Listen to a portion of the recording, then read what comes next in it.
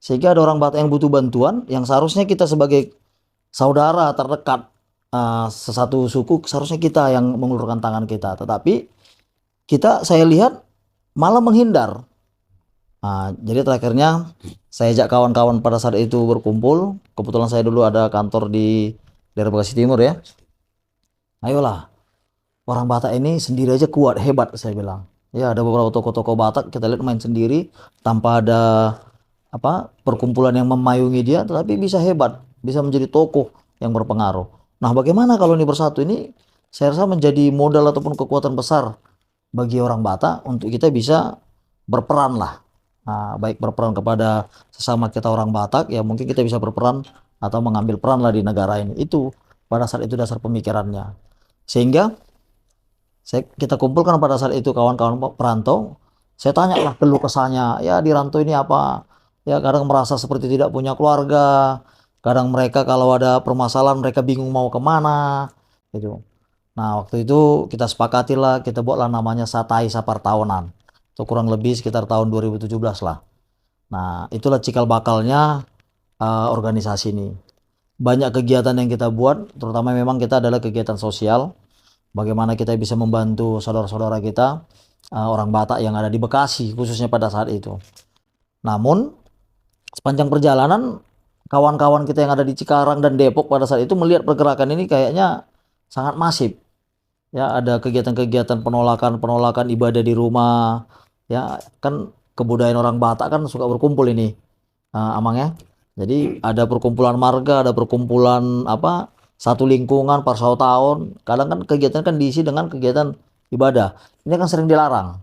Di rumah katanya nggak boleh ibadah gitu. Nah ini yang coba kita bantu mengkomunikasikan ke pihak-pihak yang mencoba melarang dan coba kita jelaskan. Ya tidak sedikit juga yang berhasil.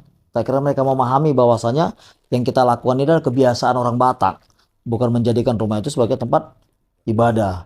Dan memang itu bergilir setiap tahun ke rumah anggota masing-masing. Nah, kawan-kawan kita di Depok tertarik, dan karena kita lihat skupnya sudah agak besar, kita rubah namanya pada saat itu menjadi Paguyuban Batak Bersatu. Nah, Paguyuban Batak Bersatu ini kita rubah kurang lebih di sekitar tahun 2019 awal. Nah, baru tetap kegiatan yang sama yang kita lakukan, itu kegiatan sosial selalu kita lakukan. Baru terhembuslah isu-isu pada saat itu Danau Toba Syariah. Nah, waktu itu sempat ramai Danau Toba Syariah. Nah, lalu saya coba komunikasi kepada Pak Gubernur Edi Rahmayadi pada saat itu. Kita menyampaikan sikap kita bahwasanya kita menolak dengan konsep tersebut. Walaupun ada bebannya pemerintahan Sumatera Utara, pada saat itu disampaikan beliau 2 juta wisatawan dalam 1 tahun. Karena mengingat Danau Toba akan menjadi super prioritas pariwisata pada saat itu. Namun kita sampaikan menurut pandangan kami, jika hal itu dibuat, ini akan mengganggu kearifan lokal yang ada. Karena berbicara Danau Toba itu sangat kental dengan Habatakon, sangat kental dengan kebudayaan. Kami khawatir jika hal ini diteruskan, ini akan bisa memunculkan perpecahan nantinya, terakhirnya adanya polemik-polemik yang tidak baik di Sumatera Utara.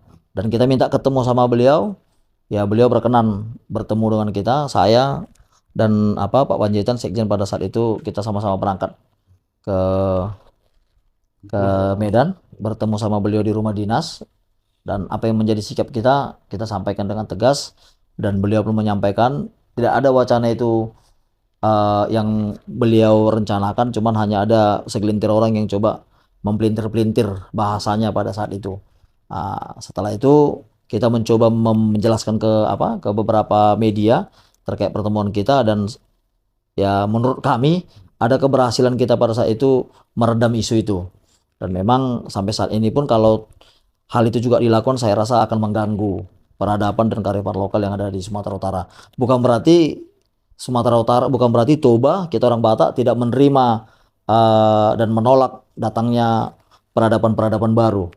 Tetapi ya kita mau kebudayaan orang Batak yang di seputaran Danau Toba itulah menjadi kekayaan Danau Tobanya yang menjadi daya jual seharusnya bagi pariwisata baik lokal maupun mancanegara. Jadi itu pada saat itu latar belakangnya, dan melihat ternyata penting ada organisasi. yang bisa menyuarakan apa menjadi apa ya harapan sama orang Batak. Nah, dengan dasar itu pada saat itu saya ajak kawan-kawan, oke, ini harus kita legalitaskan.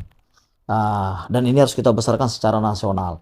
Nah, pada saat itu kita sepakat karena pada saat itu nama PBB Paguyuban Batak Bersatu sudah sangat populer. Jadi kita mencoba jangan lari dari singkatan itu. Itu pada saat itu. Jadi banyak nama yang coba kita ajukan, terakhir terpilihlah Pemuda Batak Bersatu dan kami meyakini pemilihan nama ini ilham. Bukan hanya karena kami berpikir berembuk sehingga kami putuskan. Kami meyakini ini ilham. Pemuda Batak Bersatu ini ilham mungkin yang diberikan Maha Kuasa ke para pendiri pada saat itu, sehingga berbicara pemuda adalah berbicara semangat, berbicara spirit, bukan berbicara gender dan bukan berbicara usia pada saat itu. Sehingga mungkin dengan nama yang kami sepakati bersama dan memang ini ilham, ya banyak momentum yang diberikan ke Pemuda Batak Bersatu sehingga terakhirnya Pemuda Batak Bersatu bisa diterima lah. Sehingga sampai saat ini terbentuk di 30 provinsi se-Indonesia dan total kesekretariatan kita semua di Indonesia sampai ke tingkat desa itu sekitar 1156 kesekretariatan di seluruh Indonesia. Jumlah anggota diperkirakan berapa? Data terakhir kemarin kita lihat di angka sekitar 810.000 anggota. Dengan penyebarannya mulai dari Sabang sampai Merauke lah. Ada yang di luar negeri. Bahkan ada di luar negeri. Kepedulian sosial ya. Sosial dan kemanusiaan. Motivasi yang pertama. Siap, baik. Kenapa kepedulian itu tadi muncul? Sudah ada penjelasan Siap. sedikit. Mungkin ada secara batin apa kira-kira yang ada di hati Pak Sihombing sendiri? Iya. Saya perlu sampaikan. Saya lahir di Kota Medan, Amang. Nama saya Lambok Fernando Sihombing. Ini harus saya sampaikan ini apa adanya. Ya, kalau orang di Medan ini kan bicaranya awak-awak.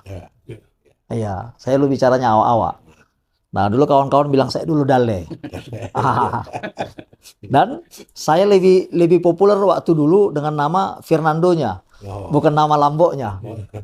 Karena saya merasa Lambok ini Batak sekali, gitu kan. Jadi ya karena kita orang Medan kita samarkan nih, kita buat namanya Nando. Kalau kenalan Nando gitu, Mas. Biar agak keren dikit. Nah, namun setelah saya merantau, ya saya agak susah masuk ke suku lain. Mungkin karena gaya bahasa. Mungkin karena gaya bahasa agak susah saya masuk. Gaya Medan itu kan? Agak nyambung. Terakhir saya ketemu lah sama kawan-kawan yang ada sama-sama orang Batak. Nah, saya lihat di orang Batak ini tidak ada kepura-puraan, Amang.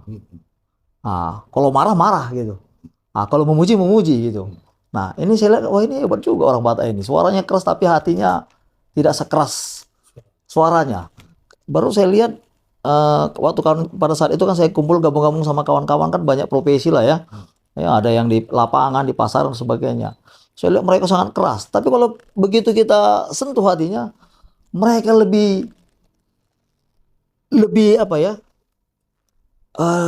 lebih lembut daripada keju, Amang. Itu orang Batak. Walaupun kita lihat jiwanya kerasnya luar biasa, tetapi kalau kita sentuh, wah lebih lembut daripada keju. Nah, ini saya anggap suatu ini kebetulan ada Amang baca kultur ya, suatu kultur yang sangat menarik sama orang Batak. Jadi jangan dipandang orang Batak dari casingnya. Orang Batak itu hatinya sangat luar biasa. Ini terbukti dengan tingkat toleransi di Bonaparte Sogit, Amang. Tidak ada di Bonaparte Sogit ini kita lihat ada penolakan ibadah-ibadah agama lain. Karena kita sadari semua itu keluarga kita, saudara kita. Toleransi berhati Nah, besar. jadi ini saya merinding ini, Amang. Inilah kelebihan orang Batak. Walaupun katanya orang Batak wajahnya bersudut-sudut, rembo, keras katanya kan. Tetapi kita terima. Ya Polres Samosir bangun masjid, tidak ada penolakan kita buat. Ya malah yang ngerjain saya udah lihat tuh yang kerjanya, ya orang-orang kita semua yang kerjain. Ya mungkin, ya mohon maaf, mungkin jemaat juga nggak banyak. Kita tidak pernah persoalkan itu SKB 2 Menteri. Kita tidak pernah persoalkan jemaatnya ada 60 nggak, udah dapat tanda tangan nggak dari, nggak pernah. Ini saya anggap ini ya sebuah kekayaan negeri ini. Ini Batak ini luar biasa. Jadi disitulah saya mulai tertarik, Amang. Terakhirnya saya nggak pakai lagi nama Nando. Saya selalu kalau kenal sama orang, Lambok Siombing. Jadi saya pun tidak boleh lagi berpura-pura. Oh, Orang harus tahu saya orang Batak gitu. Itulah dulu awal-awalnya Om. Jadi ya harapannya ya kita harus bangga Batak lah. Sehingga anak saya pun yang lahir di sini setiap antar sekolah saya kasih dengar dia lagu Batak. Jadi kalau bicara lagu Batak, wah mereka kuasain itu Om. Biar cinta mereka sama Batak. Gitu. saya mau dalam Siap. kepedulian itu kenapa begitu muncul? Iya, betul. Apa kira-kira ada pengalaman selain itu tadi anak Medan datang ke Jakarta itu Dale, tapi bukan hanya Amang Siombing begitu, rata-rata anak kelahiran Medan datang ke Jakarta itu Dale, dan disinilah dia belajar Iya. jadi orang Batak. Tapi belum tentu semua mempunyai gerakan hati yang begitu dalam tentang kepedulian sesama orang Batak. Itu yang mau saya apa kira-kira lagi, sehingga kepedulian walaupun tadi sudah dijelaskan bahwa ada kemalangan, ada ini apa sesuatu lagi dari hati terdalamnya Pak Lambo. Jadi ada kerinduan sama kami, sama saya pribadi Amang. Bagaimana anak-anak muda orang Batak ini tidak lagi ragu mengatakan dirinya Batak. Karena itu yang saya alami gitu. Karena saya dulu ragu mengatakan diri saya Batak. Apalagi yang sudah lahir di perantauan. Nah, jadi mungkin dengan adanya satu wadah yang bisa menaungi orang Batak, ya, karena ini saya sudah melihat juga banyak anak-anak seperti ada anak-anak kita di Papua berbicara pemuda Batak bersatu, dia sudah tahu dia mengatakan satu rasa satu jiwa gitu. Jadi inilah yang mencoba mau kita berikan ke generasi muda. Jadi sebuah kerinduannya Amang. Sama saya artinya orang Batak ini di orang Batak kulturnya itu tidak ada kepura-puraan Amang. Orang Batak itu kalau marah marah. Kalau dia puji. Nah, kenapa saya harus berpura-pura dan malu menjadi orang Batak? Dan mungkin saya rasa pun bukan hanya saya aja seperti itu. Mungkin saya yakin banyak orang Batak atau pemuda Batak yang seperti itu, yang mungkin ya apalagi kan ada ya kadang di TikTok itu kita lihat Amang kan ya baru merantau 6 bulan udah bahasanya lu gua katanya kan. Udah lupa dia bahasa Batak. Karena PNS ya. Iya, karena PNS katanya kan. Nah, inilah kita coba. Itu mungkin hanya seperti humor-humor, tetapi itu saya rasa fakta. Saya rasa itu fakta. Nama Lambok tadi kan menarik. Nah, itu kalau kita artikan seperti tadi sebutkan, itu lembut. Sudah kita dengar kata-kata lembut dari ketua. Saya jadi berpikir nama Lambok itu lembut, bagaimana memimpin PBB yang begitu harus punya ketegasan. Sorry, ini saya harus kalahkan. Iya. Kalau kita lihat secara fisik, terlalu hebat. Jangan TBC lah. Justru lebih besar saya bilang gitu. Iya. Jadi Saya membayangkan bagaimana orang anggota di seluruh Indonesia tunduk pada ketua umum gitu. Padahal Ini kan sekjennya gede ya. masa. Saya dengar juga Bang Lambok itu jadi karate ya, Iya. dan 5 kalau nggak salah. Iya. Tolong jelaskan. Jadi ini menarik ini. Nama saya itu Lambok Fir Nando, bukan Fair. Fir. Nah, jadi saya pernah tanya. Biasanya kan kalau nama Fernando ini kan ya ini kan orang-orang Amerika Latin. Iya. Nah, saya tanya, kenapa nama saya bukan Fair tapi Fir? Nah, jadi orang tua pada saat itu jawab, kau tahu apa artinya katanya. Lambok itu lembut, Fir itu keras. Nah, kau harus miliki dua-dua ini katanya. Nah, itulah dia. Jadi nama saya Lambok Fernando, bukan Fair. Makanya orang sering salah nulis itu, bikinnya FE, tapi Fir, saya Fir, keras sebenarnya. Jadi ya saya harus memiliki orang tua pada saat menyampaikan saya harus memiliki jiwa lembut dan keras. Nah, keras ini bukan berarti untuk melakukan kekerasan. Lembut ini bukan untuk menjadi penakut, tetapi lembut ini bagaimana bisa mengayomi, bagaimana bisa menjadi contoh. Keras ini bagaimana saya bisa mengambil keputusan. Itu yang kemarin itu yang diberikan orang tua saya pengertian dari nama itu. Gitu. Jadi terkait masalah bagaimana memimpin orang Batak, dulu katanya kan memimpin orang Batak itu sulit. Justru itu menjadi tantangan bagi saya. Benar nggak orang Batak ini dipimpin sulit gitu? Tapi menurut saya nggak sulit-sulit juga. Ternyata orang Batak itu orang yang bisa dipimpin kok. Kalau kata orang Batak itu nggak bisa dipimpin, katanya saya berani bantah itu salah. Orang Batak itu orang yang bisa dipimpin.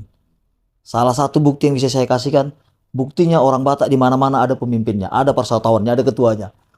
Di semua tempat. Artinya kan bisa dipimpin. Nah, ada ketua persatuannya dan selalu kita kedepankan itu ketua persatuan. Belum lagi ketua Hamargaon, ketua Parupung-Upungan. Jadi orang Batak itu sangat bisa dipimpin. Orang Batak itu sangat menghormati pemimpinnya. Jadi ini modal kuat bagi orang Batak untuk kita bisa ya berperan saya rasa di negeri inilah. Ya. Jadi Anda kan sarjana pendidikan kalau nggak salah ya. siap. Nah, artinya roh dari mengajari, menduplikasi kemampuan pasti ada spirit etos itu. Bagaimana tadi ini belum dijawab nih. Anda dan 5 untuk semua pengurus juga sadar perlu bela diri begitu. Ya, saya rasa bela diri ini bukan sekedar berbicara bagaimana kita bertarung. Nah, ini bela diri itu ini saya mau jelasin dulu ya, di tingkatan lah ya. Di kami itu saya kebetulan karate, di tingkat 1 dari sabuk putih sampai sabuk hitam itu kita berbicara teknik. Nah, artinya ada metode pembelajaran yang harus saya buat agar saya bisa menendang, bisa memukul dan sebagainya. Untuk di tingkatan berikutnya, itu nanti dari dan 1 sampai dan 3 itu adalah skill. Ada teknik-teknik yang kita latih. Di dan 4 dia berbicara leadership. Tidak lagi berbicara teknik, tidak lagi berbicara skill. Tapi itu berbicara leadership. Bagaimana kami bisa memimpin. Di dan 5 ke atas itu sudah berbicara spiritual. Nah, berbicara spiritual ini bukan berarti ada ilmuwan, tidak. Tetapi bagaimana kami bisa menjiwai. Bagaimana kami bisa berkomunikasi dengan baik. Bagaimana saya bisa memahami orang. Bagaimana saya mengetahui, oh ini maunya begini. Saya harus perlakuan begini, itulah. Itu tingkatan-tingkatannya. Jadi saya sangat bersyukur sekali memang dari umur 9 tahun saya sudah, ya mungkin di olahraga apapun sama saja. Kalau memang digeluti dengan baik, tingkatan-tingkatan itu pasti ada. Jadi saya sangat bersyukur sekali sehingga saya bertemu sama teman-teman, saya coba walaupun belum berbicara saya coba ya kayak Amang tadi ketemu saya lihat, wah ini luar biasa nih Amang ini. Saya lihat lagi bukunya, wah ini bukan orang sembarang ini. Tentunya pasti wawasannya hebat. Nah, jadi saya mencoba memahami hal itu. Jadi saya rasa untuk memimpin sebuah organisasi, menurut saya bagaimana kita bisa saling memahami. Bagaimana kita bisa merubah sebuah kekurangan menjadi kelebihan. Itu yang coba saya buat, karena banyak sekali di organisasi manapun saya lihat, di PBB pun itu terjadi. Bagaimana kekurangan itu dibuat untuk menjadi menjatuhkan. Ya, ada kekurangan ketuanya, kekurangan pengurusnya, itu yang dihantam untuk menjatuhkan. Tetapi dengan kebersamaan kita, ya kita rajut harmonisasi, bagaimana kekurangan-kekurangan itu bisa kita buat menjadi sebuah kekuatan. Inilah yang selalu saya bangun, saya sampaikan kepada seluruh anggota. Kerjakan saja dengan tulus, kerjakan aja dengan ikhlas. Kalau sudah mulai mengeluh, sebaiknya berenung mundur. Jangan memaksakan diri. Karena nggak ada yang mau direbutkan di Pemuda Batak Bersatu. Tapi kalau sudah memang tulus ikhlas, saya yakin nggak akan ada yang kurang dari kita lah, walaupun kita bersosial terus. Itu yang saya berikan keyakinan buat kawan-kawan di Pemuda Batak Bersatu. Sebagai ketua umum PBB, tentu barangkali pernah diperbincangkan juga karena Anda sampai taraf di dan 5 itu kan itu pencapaian yang luar biasa. Sudah bicara spiritual tadi. Pertanyaan saya, apakah juga pernah dalam perbincangan kita juga perlu melestarikan atau mengembangkan Mosat silat Batak itu kan perlu diangkat kembali. Itu sesuatu yang filosofis dan spiritual juga ternyata. Ya, jadi saya rasa bukan hanya Monsak yang menjadi tanggung jawab Pemuda Batak Bersatu untuk kita lestarikan. Semua kebudayaan yang ada. Jadi sudah kita mulai, kemarin kita mengadakan Gebiar Danau Toba pertama di Samosir. Itu kita ajak ada adik-adik kita yang memang di Samosir, kebetulan mereka lagi latih Monsak Batak. Mereka ada perform lah di situ. Saya lihat luar biasa. Saya yakin ya bela diri luar seperti yang saya geluti pun juga belum tentu lebih hebat daripada Morsa saya lihat gitu. Jadi memang ini menjadi tugas kita bersama lah, bukan menjadi tugas kami sebagai Pemuda Batak Bersatu saja. Mungkin pun rekan-rekan media pun perlu juga kembali memblow up ini, mempublikasikan ini biar nggak tenggelam, karena kekuatan media kan sangat luar biasa lah untuk mempublikasikan ini. Mungkin ke sekjen dulu pertanyaannya. Sebagai sekjen tentu kan harus mendampingi tugas dari ketua umum. Bagaimana merangkul semua pengurus di daerah. Saya dengar juga hampir semua di provinsi pengurus DPP, DPD Pemuda Batak Bersatu ini. Bagaimana bersinergi dengan pengurus-pengurus di provinsi? Baik, terima kasih buat Horas Indonesia. Berbicara kita Pemuda Batak Bersatu seperti yang disampaikan Pak Ketum kita tadi, memang tentang memimpin ya. Jadi tentu memang saat ini kita sudah di 30 provinsi di Indonesia, bahkan 6 di luar negeri. Jadi berbicara kita merangkul dan berkomunikasi ke mereka, memang dari awal memang sejak dibentuk di daerah itu perlu kita sampaikan memang tujuan daripada organisasi kita. Sehingga nanti ketika berdiri di wilayah masing-masing tidak menyulitkan kita untuk berkomunikasi. Jadi memang saat ini banyak yang kita komunikasikan tentang pendampingan sosial dan kemanusiaan. Dan ketika itu memang saat ini sampai saat ini itu berjalan dengan baik. Dengan kalau kita umpamanya berbicara sosial, dan itu memang langsung ditanggapi. Jadi memang sudah sudah terdoktrin memang untuk sosial itu. Jadi bahkan mulai dari situ kita berangkat, dan hal-hal yang lain pun kalau kita berkomunikasi ke daerah maupun itu melalui WA group ataupun langsung, ya saat ini saya rasa sangat baik. Kembali ke kenapa bisa memimpin orang Batak. Kesimpulan Pak Siombe kan orang Batak itu memang orang mudah dipimpin. Itu kan paradigma yang sebenarnya asli di orang Batak, tapi bagi orang lain yang tidak ya. Iya, betul. Tapi kepemimpinan orang Batak kok bisa dalam kondisi sekarang dengan nilai luhur yang sudah tergerus, tapi masih bisa tampil sebuah organisasi Pemuda Batak Bersatu, dan kepemimpinannya itu bisa memimpin sedemikian rupa, itu tidak lepas juga dari keteladanan. Ya. Saya kira apa filosofi lain gitu ya, saya sebenarnya tidak mau membukakan, saya tahu, tapi saya mau dengar dari Pak Ketua. Ya.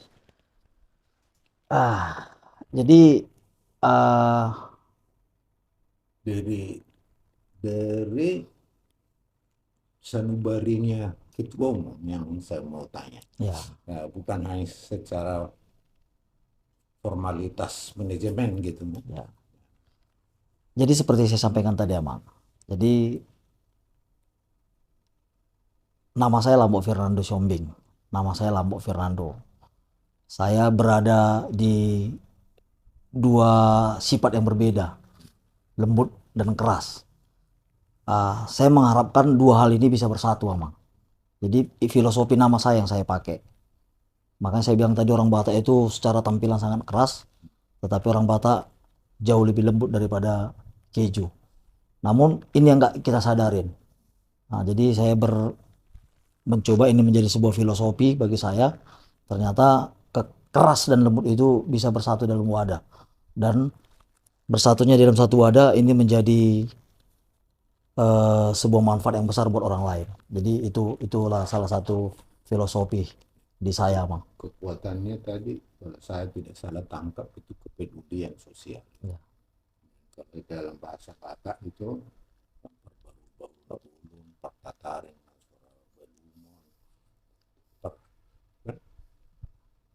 persakalan nasora mahia. Saya dengar juga itu gimana itu, kalau itu dipraktekkan memang itu luar biasa, dan Ya. itulah yang pengamatan saya yang dipraktekkan oleh Pemuda Batak Bersatu. Ya, jadi itu yang saya sampaikan tadi, Amang. Dengan kelembutan inilah yang kita bisa menjadi bol-bol nabulun. Kita bisa menyadari apa yang menjadi karakter-karakter dari kawan-kawan kita, saudara-saudara kita, yang memang karakter-karakter itu tidak perlu kita tentang atau langsung kita hantam. Tetapi karakter-karakter inilah yang bisa kita pahami agar kita bisa ini tidak menjadi sebuah beban yang sangat besar bagi kita. Waduh, ini kenapa susah kali ya. Tapi kalau saya coba memahami, wah ini memang begini, ini memang begini. Nah, artinya dengan hal itulah yang coba saya lakukan, Amang. Terakhir saya berikan pemahaman-pemahaman bagaimana kita bisa bersatu dan berkumpul.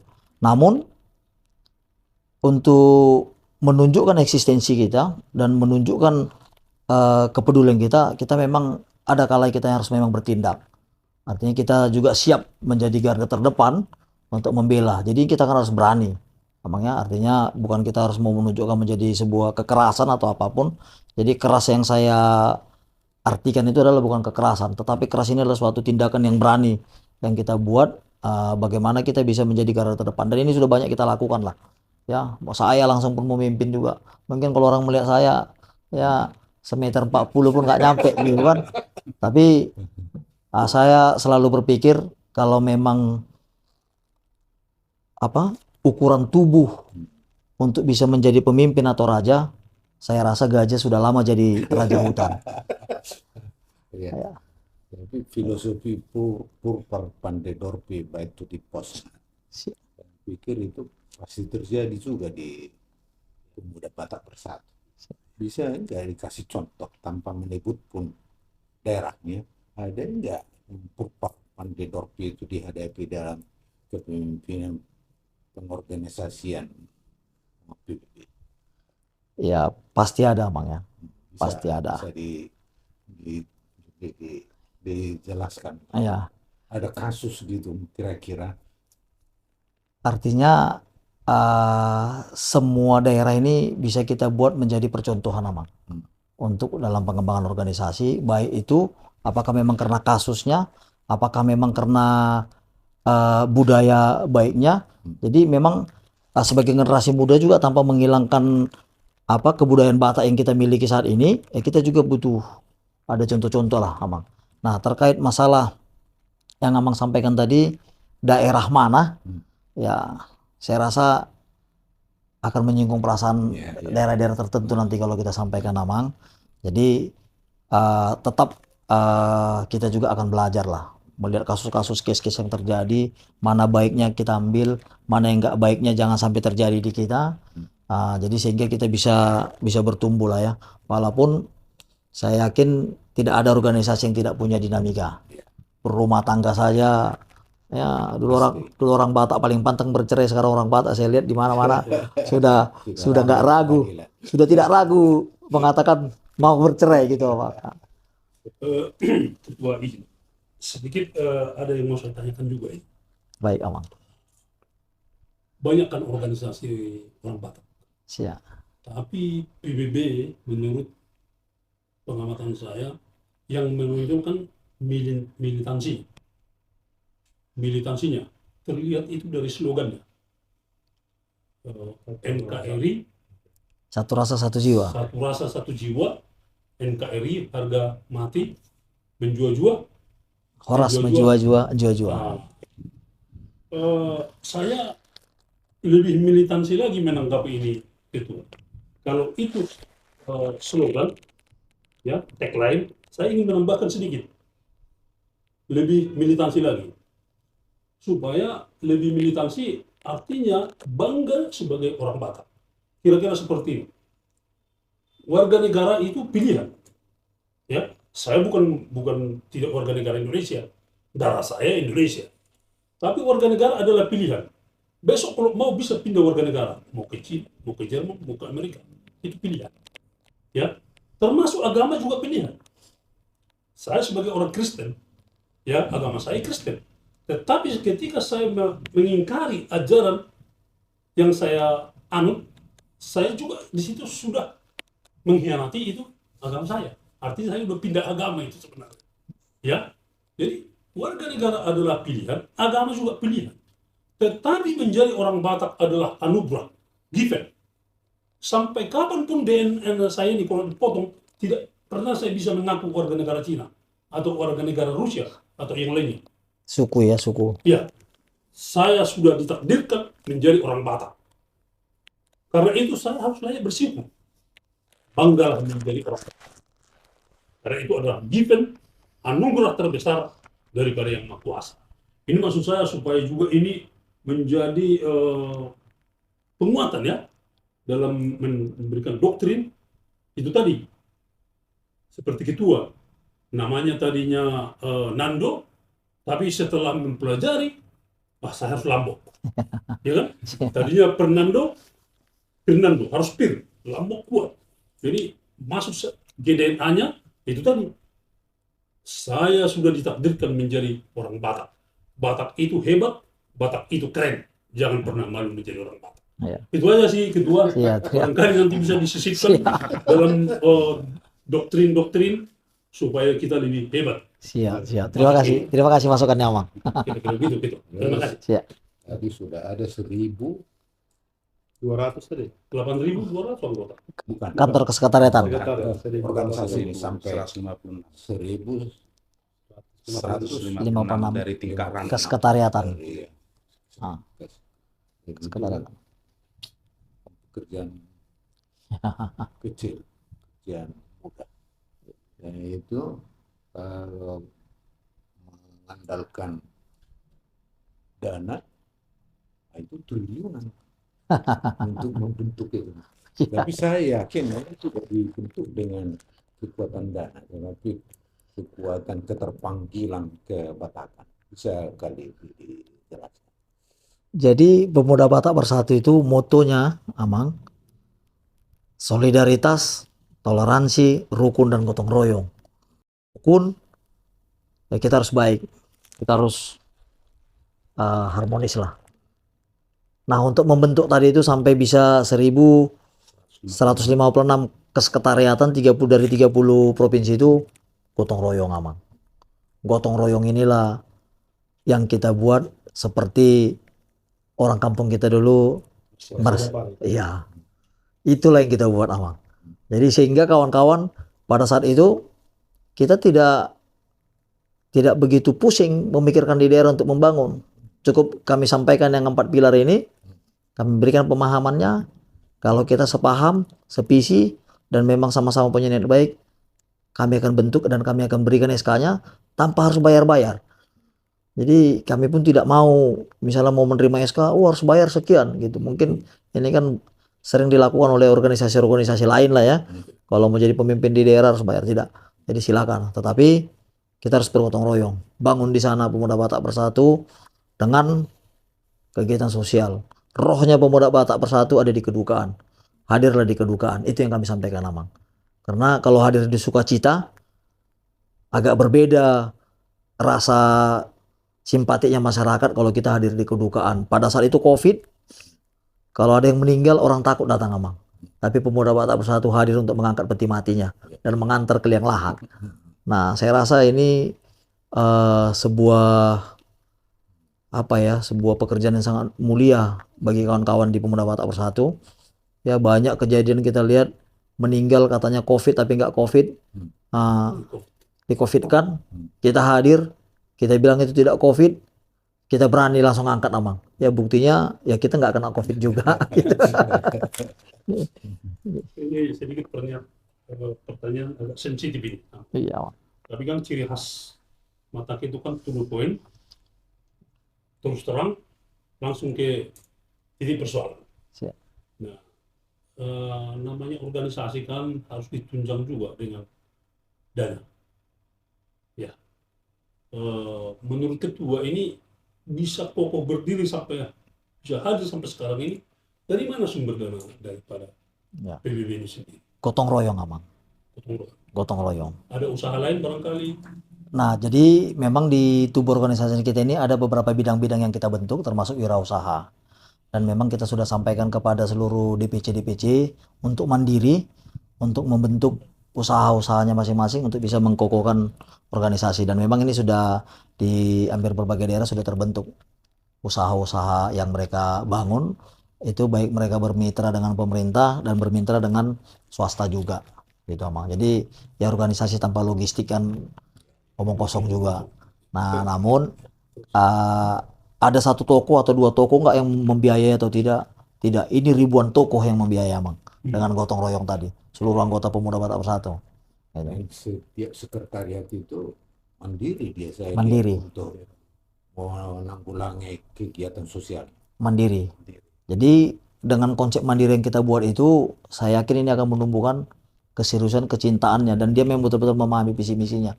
Tetapi kalau mereka mungkin ada supply dari mana-mana, nah ini nanti akan ada punya kepentingan-kepentingan tersendiri. Ya. Itu konsepnya yang waktu itu kami buat. Untuk tidak terjadi penimpangan, gimana bentuk kontrol? Ya. Jadi di sekarang kan sudah canggih lah Bang ya. Untuk mengontrol itu, memonitor itu kita tidak harus ke lapangan ya. Ya ada WA group dan ada kewajiban dan keharusan dari seluruh kepengurusan yang memang harus memberikan reportnya ke kita per triwulan. Dan report itu yang memang selalu kami berikan juga ke Kemendagri.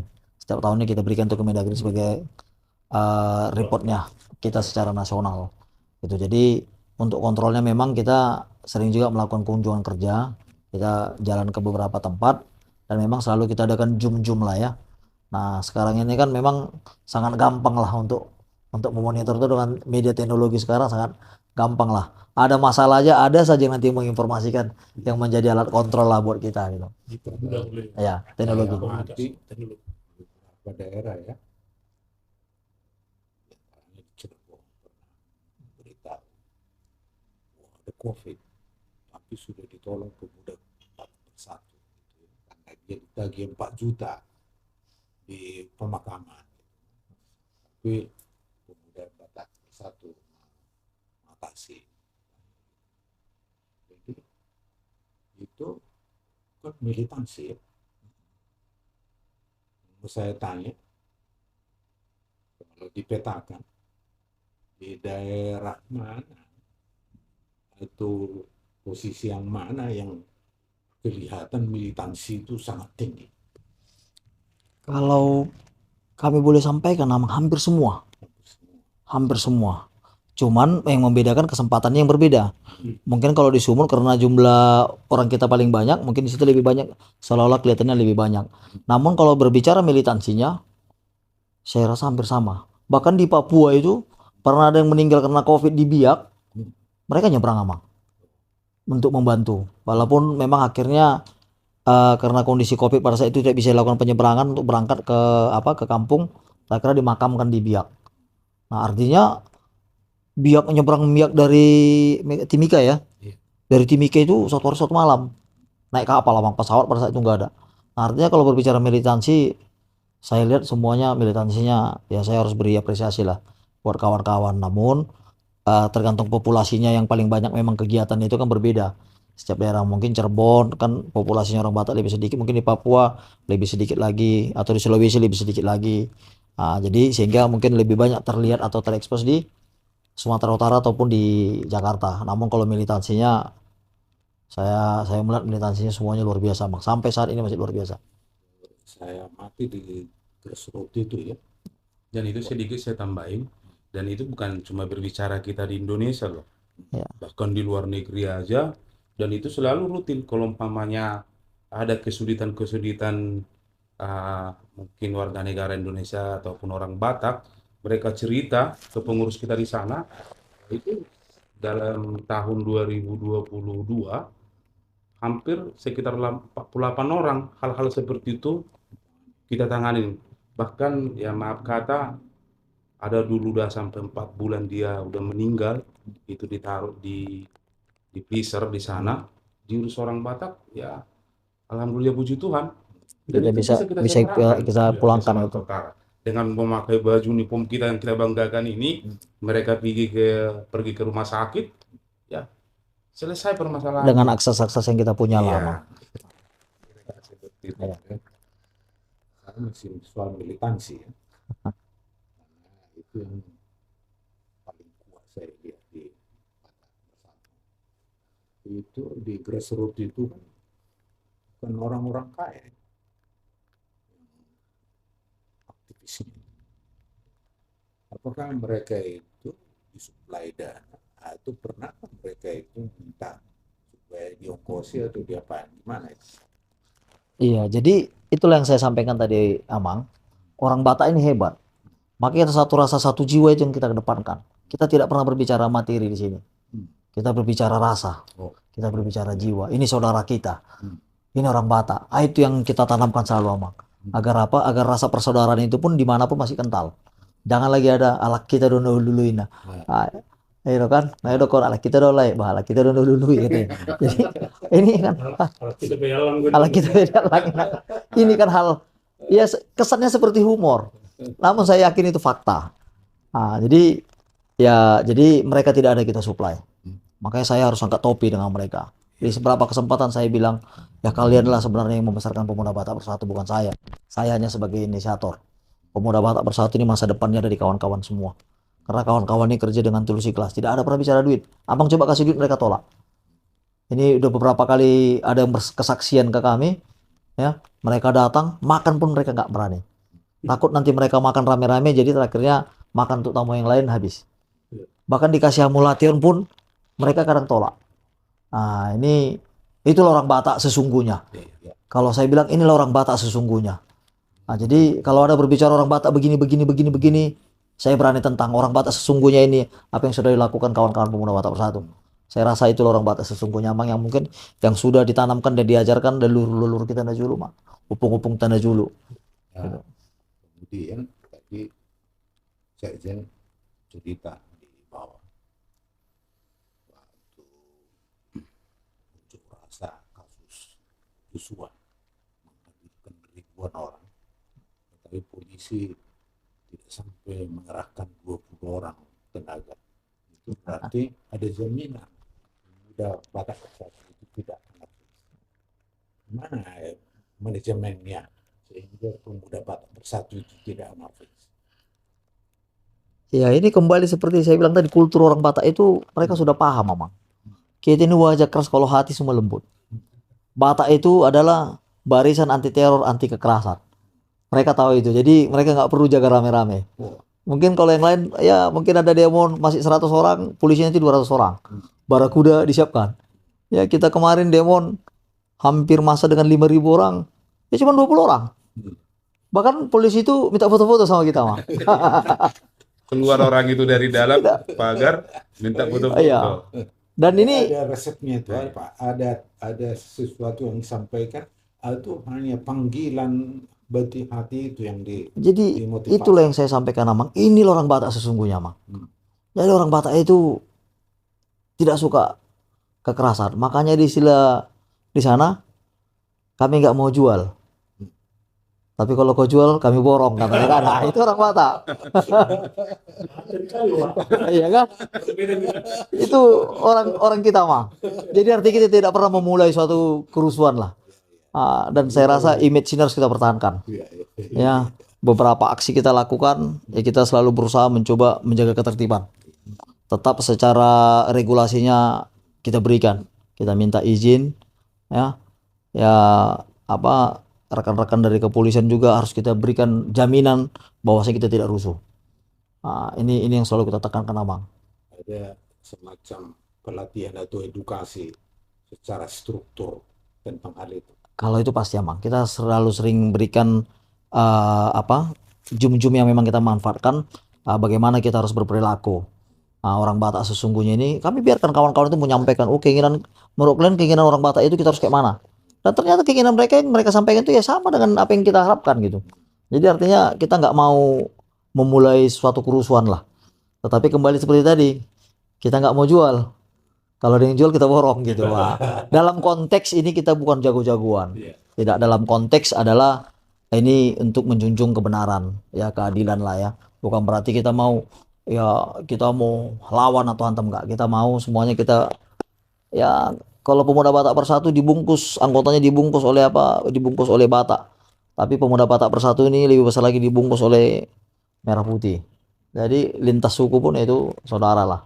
Jadi ya kita coba memberikan jaminan lah ya, garansi kepada siapapun. Kehadiran Pemuda Batak Bersatu ini bukan menjadi tantangan, bukan menjadi saingan. Tetapi kehadiran Pemuda Batak Bersatu ini adalah ya bagaimana kontribusi Pemuda Batak Bersatu dengan konsep sosial dan kemanusiaan ini ya kita bisa berikan. Dan ya banyak aspek-aspek lain juga yang sudah mulai kita coba rambah, seperti bagaimana UMKM, ya bagaimana kebudayaan pariwisata juga sudah mulai kita arahkan ke sana dengan tidak meninggalkan basicnya ya atau dasarnya pemuda Batak sosial gitu. Jadi di tangga naik kami berfoto, saya ajak dia berfoto, saya panggil dia, ada batin kami. Karena apa, saya lihat Dari Papua. Ah, ya. Nah, ini membuat saya tertarik, dan ini pemuda Batak bersatu dengan 5 puak. Ya. Gimana itu di dalam realitas? Ya, di dalam realitasnya di beberapa pengurusan kita bergabung. Emang anggota kita ini ya ada dari Toba, ya ada dari Karo, ada dari Mandailing, Pakpak, Simalungun. Itu makanya selalu kita tidak pernah lepas itu horas menjua-jua. Karena memang ini yang menjadi sapaan di 5 puak ini. Nah, itu selalu kita gaungkan Amang. Artinya ini kan sebuah modal kuat lah ya, sebuah modal kuat dan kelebihan dari suku Batak dengan adanya puak-puak ini Amang. Mungkin kita yang hanya ada puak-puak, dan ini saya baca juga di cerita sejarah, ya ini memang berhubungan, tidak putus. Ya misalnya kayak Batak Toba dengan Batak Simalungun atau Simalungun dengan Karo. Makanya kalau di Sombing di Karonya ada nggak markanya? Ada, gitu kan? Di sini ada. Jadi ya itu kan menandakan bahwasanya ya kita saudara lah. Ya walaupun ada mungkin ya segelintir yang mengatakan Karo bukan Batak ini, ya itu ayo sudahlah, itu saya rasa itu Gimik. hanya gimmick-gimmick lah ya, hanya hiasan-hiasan hidup lah itu ya. Tetapi saya rasa itu juga tidak banyak yang mengiyakan itu. Saya udah ketemu sama Maijen Letnan Jenderal TNI Amir Sembiring. Nah, saya sampaikan itu, beliau bilang wah itu ada aja itu mau mecah-mecah, itu bukan, itu yang bilang itu juga bukan orang Karo kok, mungkin ada yang mau mecah-mecah aja, takut mereka orang Batak ini bersatu katanya. Beliau langsung sampaikan itu kok. Di buku ini saya menulis tentang Yong Batak Bon. Bon. Saya bikin di sini, kita harus belajar dari mereka. Mereka itu di anggaran dasarnya itu kebanggaan budaya Batak dalam rangka perjuangan nasional dan semua puak. Kalau kita ketemu sebelum buku ini selesai, mungkin akan saya tulis yang sekarang diwarisi oleh pemuda Batak Bersatu. Mungkin nanti edisi keempat Amang.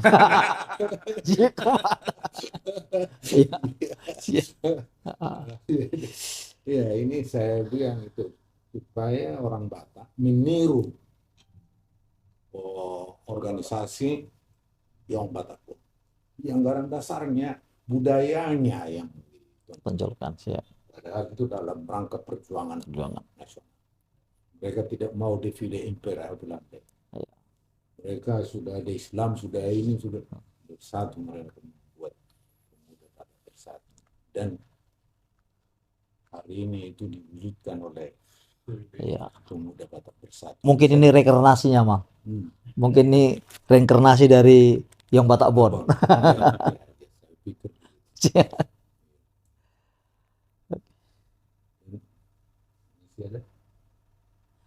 Mungkin pertanyaan berikutnya. Ya. Terkait PBB sudah terlihat militansinya di mana-mana. Tadi roh kedukaan itu muncul. Setiap ada orang Batak meninggal, pasti PBB ada di sana. Sudah diceritakan ketua tadi. Dan mohon juga nanti kalau seksi juga berkenan menjawab terkait bagaimana juga kita berharap, karena militansi dari organisasi PBB ini belum 10 tahun, belum 1 dekade, tapi sudah begitu masif begitu berkembang. Orang Batak itu kan sebenarnya guyup, suka berkumpul, terbukti banyak organisasi begitu. Tapi kita terpilah-pilah, terpecah-pecah, jalan sendiri-sendiri. Bagaimana mensinergikan kekuatan itu? Adakah misalnya PBB menjadi jembatan, menjadi jalan untuk kita berjejaring, mengkoneksikan semua kekuatan ini? Ya. Dengan adanya Pemuda Batak Bersatu, tentunya anggotanya kan dari berbagai organisasi yang ada juga, dari Punguan Marga, dari persaudaraan-persaudaraan yang berbeda, bahkan mungkin dari gereja-gereja, ya gereja-gereja kesukuan yang berbeda dan sebagainya. Namun setelah adanya Pemuda Batak Bersatu, muncul lagi organisasi lain mengatasnamakan Habatakon. Jadi saya merasa pertumbuhan ini adalah permunculan mereka adalah sebagai perkembangan. Ini perkembangan orang Batak, bukan perpecahan orang Batak. Jadi kalau kita anggap ini sebagai perpecahan orang Batak, ini adalah menjadi potensi untuk kita semakin dipecah. Terkait bagaimana nanti kita bisa menyatukan ini, saya yakin ada sebuah giat atau momentum yang nanti akan kita lakukan untuk bagaimana semua kita bisa hadir. Dengan organisasi yang berbeda, tetapi kita harus dengan satu tekad yang sama. Tekad yang sama adalah bagaimana orang Batak bisa semakin kuat, semakin solid, semakin bersatu, walaupun dengan manajemen-manajemen yang berbeda. Setiap organisasi mungkin ada manajemennya, tetapi ya apa yang sudah dilakukan seperti Batak Center kemarin kan, dengan mengundang saya, Batak Center dengan Pemuda Batak Persatu kan ini organisasi yang berbeda. Namun saya rasa kita punya tekad, visi yang sama. Gitu. Itu yang saya harapkan nantinya ke depan, karena ini kan kita baru menjelang 4 tahun ya Pemuda Batak Persatu. Kami berharap juga ya nanti beberapa kegiatan kita bisa mengundang semua. Jadi kami anggap munculnya organisasi Batak yang lain itu bukanlah perpecahan di orang Batak. Jangan kita arahkan konsep berpikir kita itu seolah-olah perpecahan. Rivalitas ya. Jangan. Nanti karena kalau kita arahkan konsep berpikir kita ke sana, ini akan nanti mengkuatkan perpecahan itu. Tapi kita arahkanlah konsep berpikir kita ini adalah perkembangan. Ya, perkembangan orang Batak. Masyarakat akan menilai. Ya, organisasi ini memang ya benar nggak organisasi tujuannya memang betul-betul untuk kepentingan orang Batak atau kepentingan ketuanya, gitu kan? Jangan sampai kepentingan ketuanya. Kan banyak juga sekarang saya lihat mau menjelang politik ini kan banyak muncul nih organisasi nanti. Apalagi ini yang saya khawatirkan sebenarnya. Akan muncul organisasi-organisasi Batak untuk kepentingan politik dan sebagainya lah ya. Dengan mengatakan senamakan, wah kami orang Batak, anggota orang Batak. Orang Batak di Indonesia ini ada 8 juta katanya, benar. Tetapi kan belum semuanya masuk anggota Pemuda Batak Persatu. Jadi ayolah. Mungkin dalam kesempatan ini juga kami mengajak rekan-rekan dari organisasi kita satu suku. Kita singkirkan perbedaan nama organisasi. Kita satukan maksud dan tujuan visi misi kita untuk orang Batak. Jadi nama boleh berbeda, Mang. Saya marga Siombing, beliau marga Panjaitan, berbeda marga, tetapi kami sama-sama orang Batak. Organisasi boleh berbeda, tetapi tujuan dan manfaat kita harus benar-benar untuk kepentingan orang Batak, kepentingan bangsa lah lebih luasnya ya. Saya sebenarnya mau tanya tadi soal kepentingan, sudah disinggung sebelum saya tanya. Apa sesungguhnya dalam batin hati? Apa kepentingan yang ada di dalam pikiran Pak Sio? Ya. Kepentingan secara pribadi lah ini Amang ya. Saya harus mengarah aja ke pribadi. Ya mungkin orang bilang, itu si Lampuk Siombing ngomong kosong itu, kalau nggak nanti ujung-ujungnya anggota dewan. Saya mau tanya, salahkah saya kalau maju menjadi anggota dewan? Tidak salah. Nah, artinya bisa saya saja maju. Saya dulu punya cita-cita, Mang. Saya nggak mau mengajar dan nggak mau masuk PNS karena saya kepengen menjadi anggota dewan. Itu cita-cita saya. Menjadi presiden itu tidak ada salah. Ya, itu cita-cita saya. Sehingga saya dari dulu aktif di organisasi. Nah, tapi karena ada Pemuda Batak Persatu ini, niat itu harus saya urungkan. Harus saya urungkan. Kenapa saya urungkan? Karena akan banyak anggota saya terganggu dengan hal ini. Tentunya sebagai kader salah satu partai, saya harus patuh dan tunduk terhadap partai yang saya masuki. Gitu. Karena saya sadari anggota saya kan dari berbagai partai. Jadi saya harus kedepankan kepentingan mereka dulu. Kalau nanti Tuhan takdirkan saya mungkin di 2009 mau jadi apapun, saya rasa nanti anggota-anggota saya yang sudah duduk yang saya support ini akan mendorong saya. Jadi kepentingan saat ini secara pribadi ya jujur saya tidak akan nimbrung ke partai politik.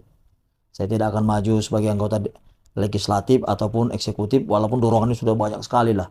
Dari anggota sendiri sudah sampaikan ini, kita mungkin nanti dipublikasikan, silakan dipublikasikan. Dan ini beberapa kesempatan saya sampaikan. Cita-cita saya memang jadi anggota DPR RI. Itu cita-cita saya mulai dari kuliah. Tapi buat saya sih memang terlalu rendah kalau ketua memposisikan diri salah satu anggota dewan. Tapi menjadi terhormat kalau ketua menjadi kingmaker. Ya. Ya. Saya rasakan semua orang Batak itu ya. Itu soal Ya. Saya rasa tadi sudah dijawab ya. bahwa itu diurungkan. Diurungkan. Bukan berarti dibatalkan, Amang. Jadi saya kira itu kejujuran.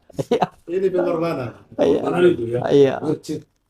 Tidak salah ketua PBB mempunyai cita-cita, tapi sama memimpin PBB.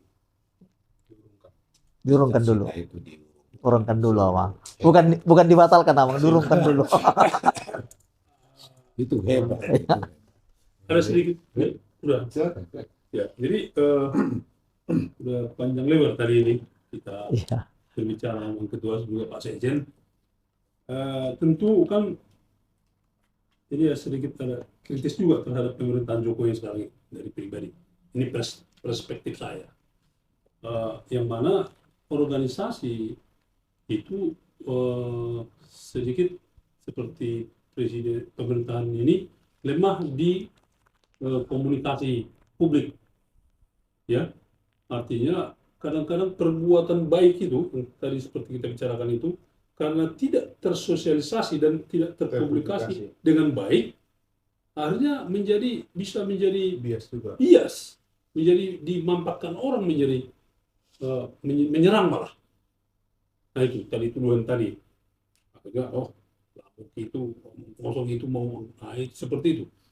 Maksud saya, Horas Indonesia ya bersedia dan siap menjadi mitra strategis daripada PBB ini untuk mensosialisasikan segala kegiatan yang positif ke depannya. Itu yang posisi kami, makanya kami hadir di sini supaya jelas posisi kami siap mendukung, membackup segala kegiatan positif yang sudah dilakukan oleh PBB supaya itu tidak menjadi bias di masyarakat.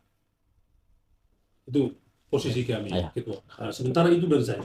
Terima kasih, Amang. Terima kasih. Sekjen.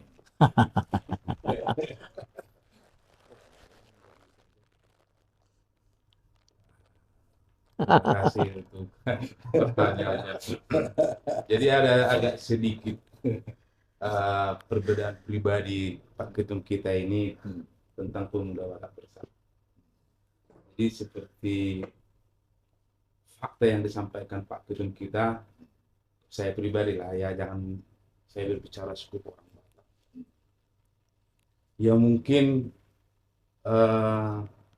saya pribadi kalau melihat sebelum ada Pemuda Batak Bersatu ini, melihat kegiatan Pemuda Batak Bersatu sebelum saya jadi anggota Pemuda Batak Bersatu, mungkin agak tabu lah ya. Mungkin agak ngapain lah orang-orang ini. Nah, sehingga terbentuklah organisasi, ya jujur, inisiatornya Pemuda Batak Bersatu adalah beliau. Dan beliau pun saya kenal bukan ya dari kampung ataupun dari mana, beliau itu saya kenal dari perantauan. Ajakan daripada beliau bergabung di Pemuda Batak Bersatu, seperti sejarah yang disampaikan beliau tadi, ketum kita ini dengan kegiatan-kegiatannya. Artinya cuma satu kuncinya bagi saya, kenapa saya menjadi sekjen. Ya mungkin untuk kebutuhan pribadi saat ini belum ada, cuman karena kemuliaan kegiatan yang mulia ini sebenarnya. Apapun tujuan manusia ini, kita sebagai umat beragama adalah juga mulia. Dan saya pribadi merasa bangga. Jadi berdiri Pemuda Batak Bersatu ini yang pertama, jujur saya sampaikan sebagai pendiri dan saya juga sebagai wasekjen awalnya. Dan dikuatkan sama beliau, kebetulan Pak Sekjen kami yang pertama mengundurkan diri, ya karena saya lihat kegiatannya sangat mulia, ya beliau artinya mempercayakan saya sebagai sekjen, sehingga itu saya siap untuk mengembangkan organisasi ini, artinya sebagai tangan kanan beliau untuk mengembangkannya. Ya pada intinya adalah kenapa mau jadi sekjen, karena Pemuda Batak Bersatu ini adalah mulia. Jadi beliau ini termasuk pendiri juga, Amang. Salah satu pendiri. Sekjen. Dia sudah terbukakan. Posisi sekjen itu adalah tangan kanan. itu yang Dan benar tangan kanan itu berarti harus loyal. Iya. Harus siap juga dimarah-marahi ya, Mang. Ya. Harus siap juga dimarah-marahi. Harus loyal, udah saya sampaikan tadi di bawah. Jam berapa tuh? Jam 2. Jam 1 saya udah langsung buka pintu tuh. Padahal hari libur ini. Iya. Apa kelebihan Sekjen? Tidak ada, Mang. Tidak ada. Bisa dijelaskan tidak ada? Iya. Jadi tidak ada itu bukan artian kita ini orang hebat. Saya juga tidak punya kelebihan, Mang. Ini takdir Tuhan. Jadi saya juga tidak pernah bermimpi saya menjadi ketua umum Pondok Batak Bersatu yang organisasi begitu besar. Saya nggak pernah punya cita-cita, wah nanti organisasi saya besar begini, enggak. Jadi mereka ini juga terpilih sebagai pendiri bukan karena kelebihan, bukan karena kepintarannya, bukan karena kehebatannya. Saya selalu sampaikan itu. Saya juga terpilih, kelebihan saya tanya nggak ada. Ukuran badan tak berlebih. Semua yang nggak ada kelebihan. Jadi ini takdir Tuhan. Jadi harus kita jaga dengan baik. Kalau nanti saya sampaikan kita membuat ini karena kelebihan kita, sombong kita nanti. Merasa hebat kita nanti. Karena sangat banyak orang yang lebih hebat daripada kami. Tentunya berbicara kelebihan adalah berbicara perbandingan. Saya lebih dibandingkan dengan siapa? Gitu. Kalau saya dibandingkan dengan yang lain-lain mungkin kan saya tidak ada apa-apanya, Mang. Kelebihan yang saya miliki ini bisa menjadi kekurangan bagi orang lain. Jadi seluruh pendiri Pemuda Batak Persatu ini termasuk Sekjen, termasuk saya, Mang, kami orang-orang yang tidak punya kelebihan. Yang kami punya adalah kami tidak tahu apa yang kami kerjakan, tapi kerjakanlah dengan tulus. Itu aja yang saya selalu sampaikan. Jadi ini takdir Tuhan. Maka dipilih beliau. Iya. Mungkin kelebihan beliau hanya satu, Mang, berat badan. Jadi kembali ke tadi ya, takdirlah yang membuat. Takdir, Mang. Jadi Yang kebetulan. itu selalu saya sampaikan. Jadi kalau nanti berbicara kelebihan pendiri ini akan sombong semuanya. Jadi jangan sampai ada berbicara bolo wahami pacucukurun sokurun dohami, jangan. Ya kalau kawan-kawan juga nggak mau mendirikan di daerah, kami mau jadi apa juga? Kami nggak jadi apa-apa. Jadi ini takdir Tuhan. Jadi kawan-kawan pengurus-pengurus di lain pun yang jadi ketua-ketua, saya sampaikan kalian hasangapun sudah kalian dapat. Ya hasangapun yang kalian dapat bukan karena hebatnya kalian, tapi memang sudah Tuhan tunjuk kalian jadi ketua DPD di sana. Jagalah baik-baik. Kalau nggak kalian jaga baik-baik ini, ya takdir Tuhan juga akan nanti membuat kalian jadi bau. Takdir Tuhan juga akan membuat kalian ini semakin jelek. Karena sama dengan saya, Mang. Begitu saya terpeleset, saya akan bau. Semua orang Batak akan memuji saya. Saat ini mungkin orang banyak salut, ya banyak kagum. Tetapi begitu saya terpeleset, jatuh, wah saya lebih bau dari yang pada bau. Mungkin kalau orang yang biasa-biasa terpeleset, orang yang tidak tahu itu, Mang. Iya. Tanggung jawab itu. Itu tanggung jawab itu. Jadi ini takdir Tuhan, Mang. Bukan karena kelebihan. Jadi udah matching Iya. dengan yang